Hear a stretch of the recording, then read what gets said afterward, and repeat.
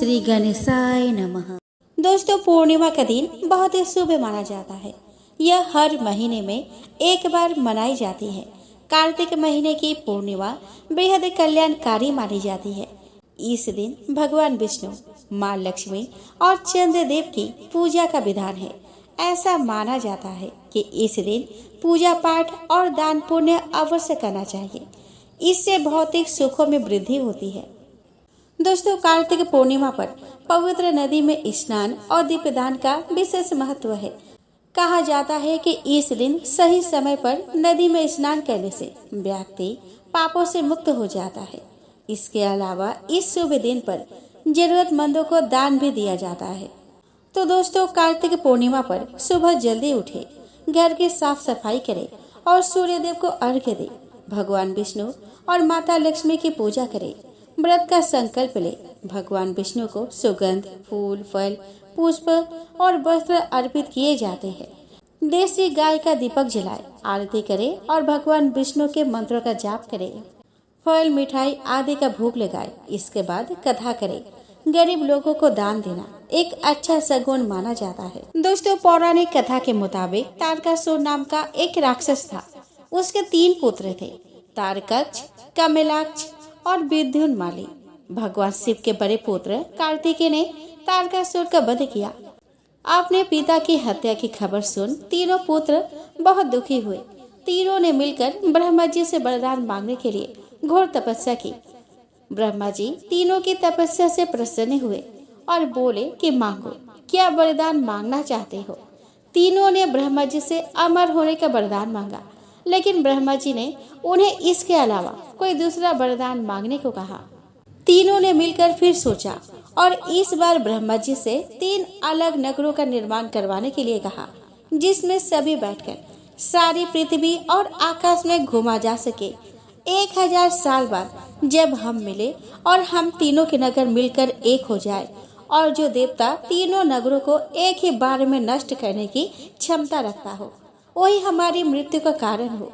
ब्रह्मा जी ने उन्हें यह वरदान दे दिया। तीनों वरदान पाकर बहुत खुश हुए। ब्रह्मा जी के कहने पर मैं दानव ने उनके लिए तीनों नगरों का निर्माण किया। तारकाक्ष के लिए सोने का, कमला के लिए चांदी का और विद्युन्माली के लिए लोहे का नगर बनाया गया। तीनों ने मिलकर तीनों लोकों पर अपना अधिकार जमा लिया। इंद्र देवता इन तीनों राक्षसों से भयभीत हुए और भगवान शंकर के शरण में गए। इंद्र की बात सुनकर भगवान शिव ने इन दानवों का नाश करने के लिए एक दिव्य रथ का निर्माण किया। इस दिव्य रथ की हर एक चीज देवताओं से बनी थी। चंद्रमा और सूर्य से पहिए बने थे। इंद्र, वरुण, यम और कुबेर रथ के 4 घोड़े बने। हिमालय धनुष बने और शेषनाग प्रत्यंचा बने। भगवान शिव खुद बाण बने और बाण के नोक से बने अग्निदेव। इस दिव्य रथ पर सवार हुए खुद भगवान शिव। भगवान से बने इस रथ और तीनों भाइयों के बीच भयंकर युद्ध हुआ। जैसे ही यह तीनों रथ एक सिद्ध में आए, भगवान शिव ने बाण छोड़ तीनों का नाश कर दिया। इसी वध के बाद भगवान शिव को त्रिपुरारी कहा जाने लगा। यह वध कार्तिक मास के पूर्णिमा को हुआ, इसलिए इस दिन को त्रिपुरारी पूर्णिमा नाम से भी जाना जाने लगा। द्वापर युग में एक समय की बात है कि यशोदा जी ने कृष्ण जी से कहा कि हे कृष्ण, तुम सारे संसार के उत्पन्न करता, पोषण और उसका संहार करता हो। आज कोई ऐसा व्रत मुझसे कहो जिसके करने से मृत्यु लोक में स्त्रियों को विधवा होने का भय न रहे, तथा यह व्रत सभी मनुष्य की मनोकामनाएं पूर्ण करने वाला हो। श्री कृष्ण कहने लगे कि हे माता, तुमने अति सुंदर प्रश्न किया है। मैं तुमसे ऐसे ही व्रत को सविस्तार कहता हूँ। सौभाग्य की प्राप्ति के लिए स्त्रियों को 32 पूर्णिमाओं का व्रत करना चाहिए। इस व्रत को करने से स्त्रियों को सौभाग्य संपत्ति मिलती है।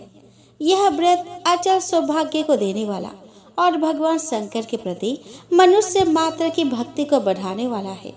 यशोदा जी कहने लगी कि हे कृष्ण, सर्वप्रथम इस व्रत को मृत्युलोक में किसने किया था, इसके विषय में विस्तार पूर्वक मुझसे कहो। श्री कृष्ण जी कहने लगे कि इस भूमंडल पर एक अत्यंत प्रसिद्ध राजा चंद्रहास से पालित अनेक प्रकार के रत्नों से परिपूर्ण कार्तिका नाम की एक नगरी थी। वह धनेश्वर नाम का एक ब्राह्मण था और उसकी स्त्री अति सुशील रूपवती थी। दोनों ही उस नगरी में बड़े प्रेम के साथ रहते थे। घर में धन धान्य आदि की कोई कमी नहीं थी। उनको एक बड़ा दुख था कि उनका कोई संतान नहीं था, जिस वजह से वह बहुत दुखी रहते थे। एक दिन बड़ा तपस्वी योगी उस नगरी में आया।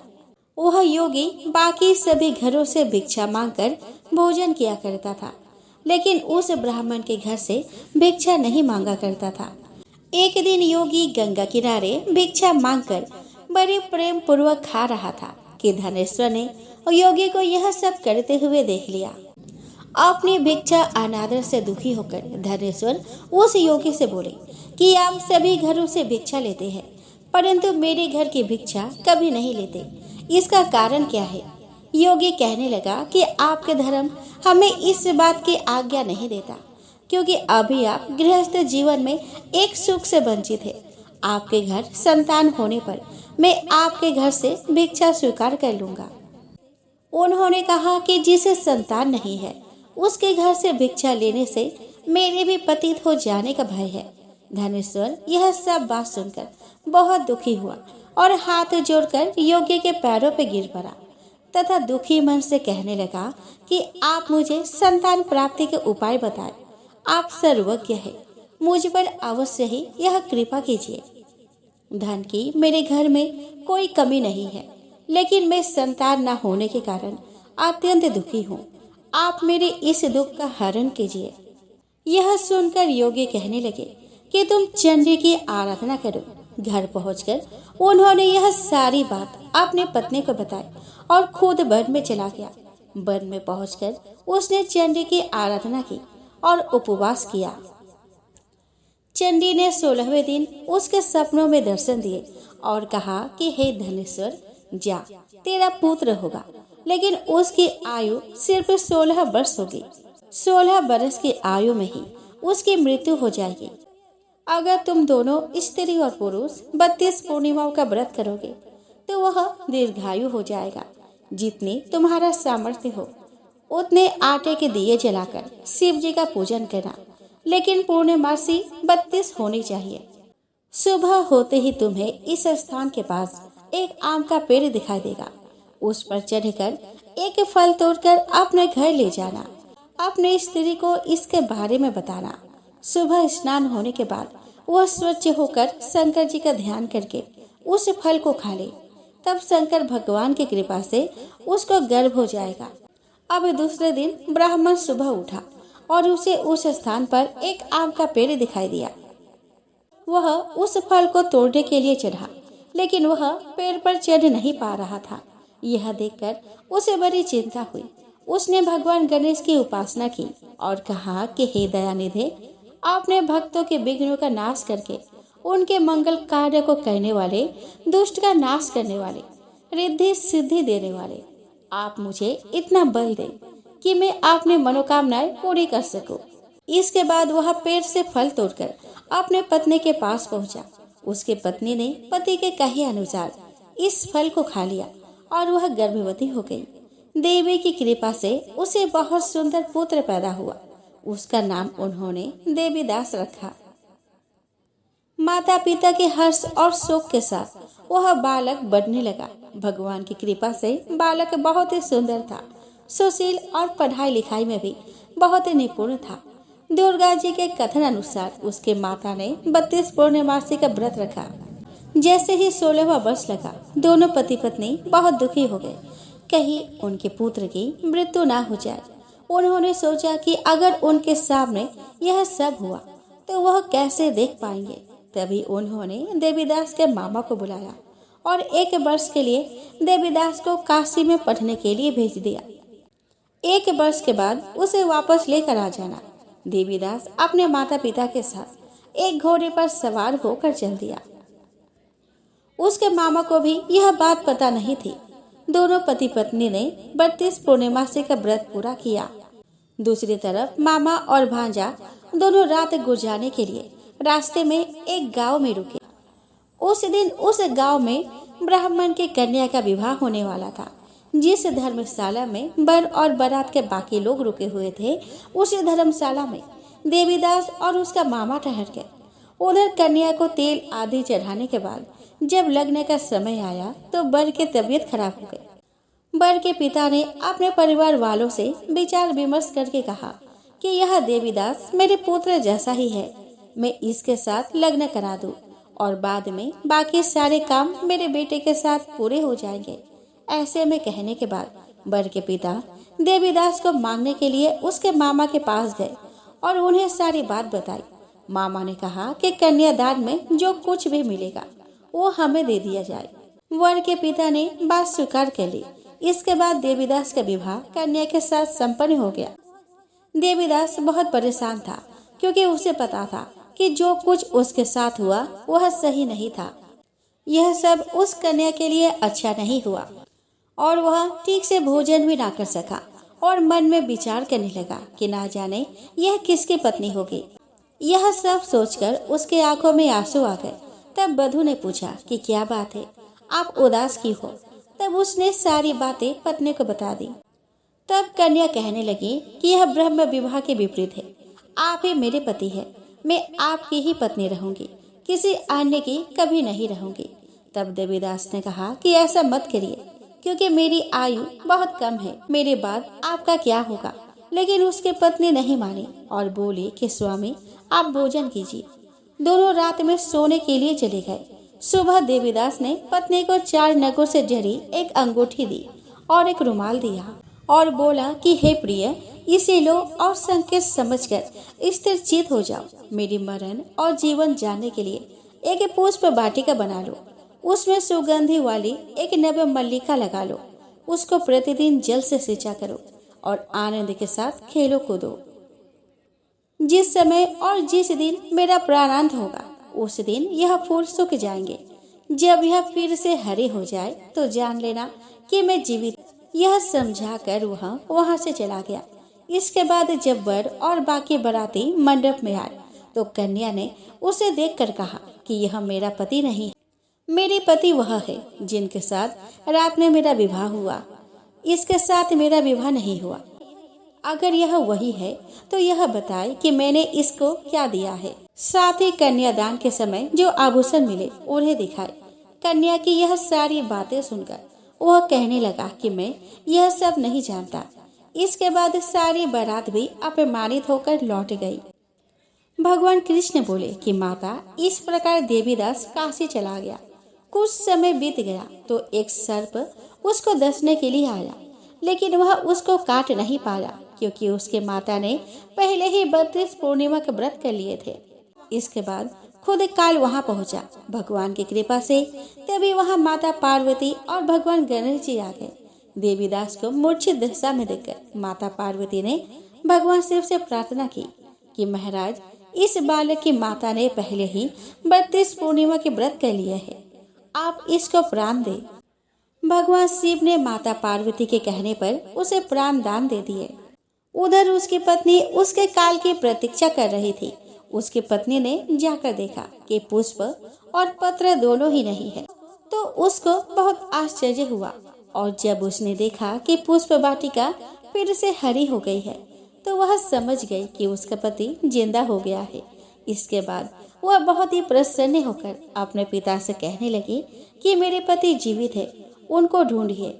जब 16 वर्ष व्यतीत हो गया तो देवीदास भी अपने मामा के साथ काशी से चल दिया।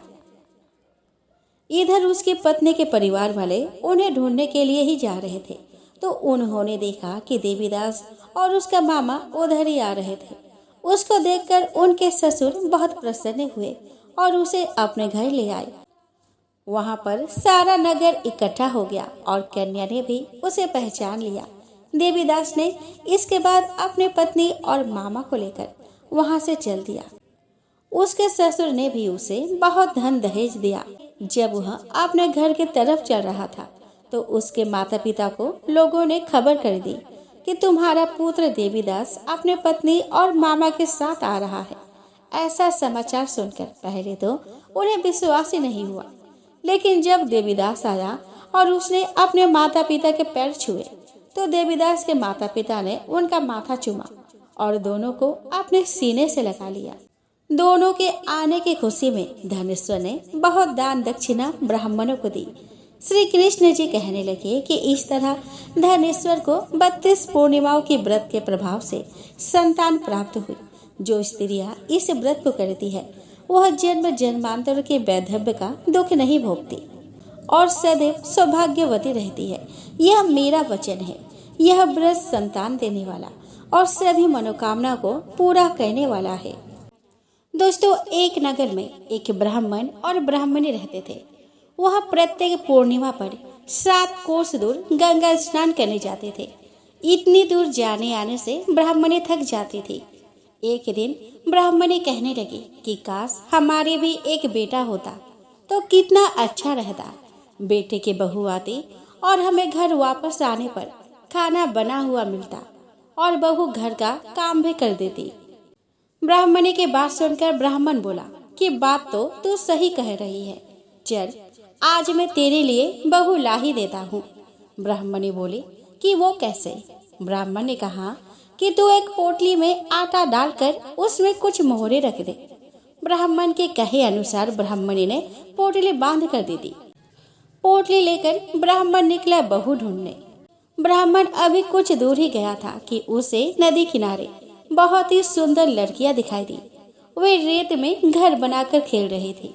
उनमें से एक लड़की ने कहा कि मैं अपने घर नहीं तोड़ूंगी, मुझे तो रहने के लिए यह घर चाहिए।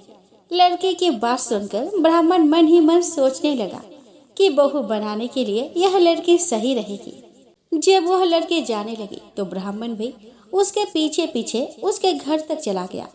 वहां जाकर ब्राह्मण ने उससे कहा कि बेटी, अभी कार्तिक मास चल रहा है, इसलिए मैं किसी के घर खाना नहीं खाता। मैं आटा लेकर आया हूँ। तुम अपने माँ से पूछो कि क्या वह मेरे लिए आटा छान कर 4 रोटी बना देगी। यदि वह मेरा आटा छान कर रोटी बनाएगी तो ही मैं वह रोटी खाऊंगा। लड़की ने जाकर अपने माँ से सारी बात कह दी। माँ ने कहा कि ठीक है, जाकर बाबा से कह दे कि वह अपना आटा दे दे, मैं रोटी बना दूंगी। जब वह आटा छानने लगी तो आटे में से मोहरे निकली। वह सोचने लगी कि जिसके आटे में इतनी मोहरे है उसके घर में कितनी मोहरे होंगी। जब ब्राह्मण खाना खाने बैठा तो लड़की के माँ ने कहा कि बाबा, क्या आप अपने लड़के की सगाई करने जा रहे हो? तब ब्राह्मण ने कहा कि मेरा बेटा तो काशी में पढ़ने गया हुआ है, लेकिन यदि तुम कहो तो खाने कटोरे से विवाह करके तेरी बेटी को अपने साथ ले जाओ। लड़के के माँ ने कहा कि ठीक है बाबा, और फिर खाने कटोरे से अपनी लड़की की शादी करके उसे ब्राह्मण के साथ भेज दिया। ब्राह्मण ने घर आकर कहा कि रघु की माँ, दरवाजा खोल कर दे, मैं तेरे लिए बहू लेकर आया हूँ। ब्राह्मणी बोली कि दुनिया तो ताने मारती है, अब आप भी मारने लगे। हमारे तो कोई बेटा ही नहीं है, तो बहू कहाँ से आएगी? ब्राह्मण ने कहा कि तू दरवाजा खोल कर तो देख। जब ब्राह्मणी ने दरवाजा खोला तो सामने बहू को खड़ी देखा। उसने बहू का स्वागत किया और आदर सत्कार से अंदर ले गई। अब प्रत्येक पूर्णिमासी को ब्राह्मण और ब्राह्मणी स्नान करने जाते तो बहू घर का सारा काम करके खाना बना कर रखती। वह उनके कपड़े धोती, रात को पैर भी दबाती थी। इस तरह काफी समय बीत गया।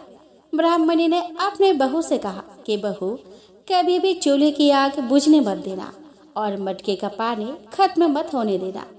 तो दोस्तों, एक दिन क्या हुआ कि एक दिन चूल्हे की आग बुझ गई। तब बहू भागी भागी अपने पड़ोसन के पास गई और कहा कि मेरे चूल्हे की आग बुझ गई है, मुझे थोड़ी आग चाहिए।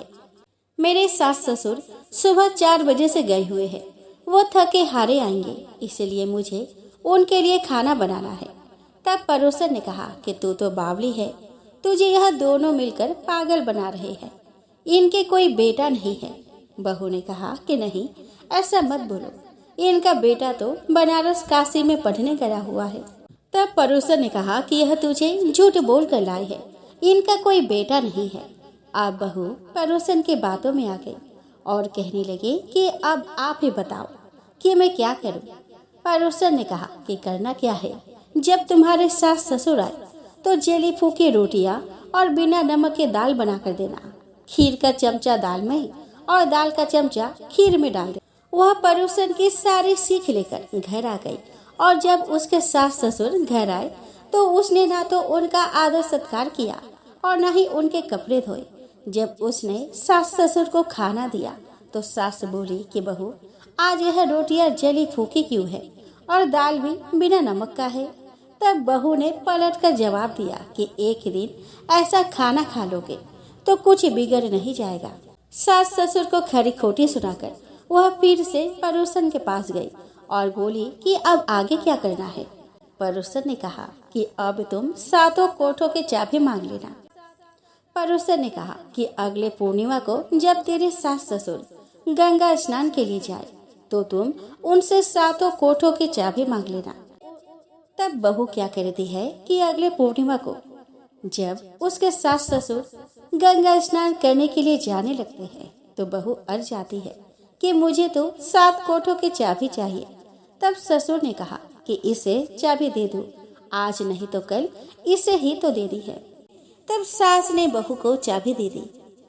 सास ससुर के जाने के बाद जब बहू ने दरवाजे खोले तो देखा कि किसी में अन्न भरा है, किसी में धन भरा है और किसी कोठे में बर्तन भरे हैं। जब उसने सबसे ऊपर का 7वां कोठा खोला तो देखा कि शिव जी, माता पार्वती, गणेश जी, लक्ष्मी माता जी, पीपल पथवारी, कार्तिक के ठाकुर, राय दामोदर, तुलसी जी का बिरवा, गंगा यमुना वो 33 कोटि देवी देवता विराजमान है। वहीं पर एक लड़का चंदन की चौकी पर बैठा माला जप रहा है। यह सब देखकर उसने लड़के से पूछा कि तू कौन है। तब लड़का बोला कि मैं तेरा पति हूँ, अभी दरवाजा बंद कर दे, जब मेरी माता पिता आएंगे तब दरवाजा खोलना। यह सब देखकर बहू बहुत खुश हो गई और 16 श्रृंगार कर सुंदर वस्त्र पहनकर अपने सास ससुर का इंतजार करने लगी।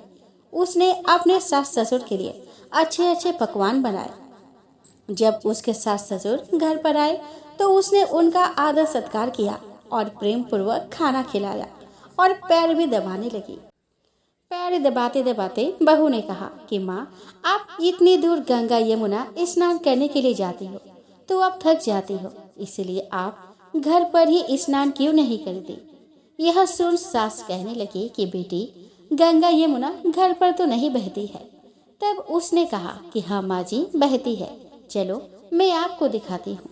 तब बहू ने 7वां कोठा खोलकर दिखाया तो उसमें शिव जी, पार्वती जी, गणेश जी, लक्ष्मी जी, पीपल पथवारी, कार्तिक के ठाकुर, राय दामोदर, तुलसी जी का बिरवा, गंगा यमुना बह रही है और 33 कोटि देवी देवता विराजमान है।